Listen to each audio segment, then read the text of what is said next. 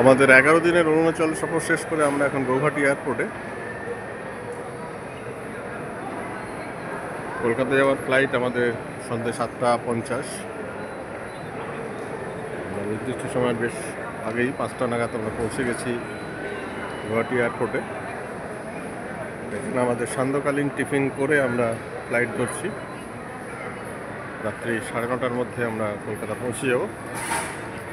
শেষ হলো আমাদের অরুণাচল সফর, গৌহাটি হয়ে অরুণাচল।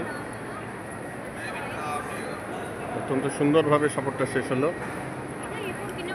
আমরা জং ফলসের যে ধরনের দৃশ্য অবলোকন করতে পেরেছি তা সারা জীবনের সম্পদ। আমিও প্রায় 12 বা 13 বার অরুণাচল আসার পর এরকম দৃশ্য জং ফলসের কখনো দেখিনি।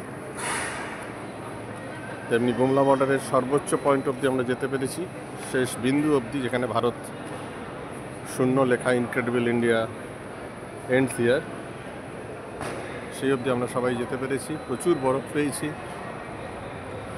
বেশ ভালো ঠান্ডা পেয়েছি, 4-5 ডিগ্রি অবধি টেম্পারেচার পেয়েছি তাওয়াংয়ে।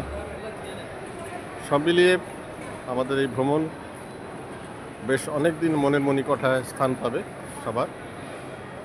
আবার কোনো দিন কোনো ট্যুরে সবার সঙ্গে দেখা হবে সেই আশা নিয়ে আমাদের অরুণাচল ভ্রমণ এবারের মতো শেষ হলো।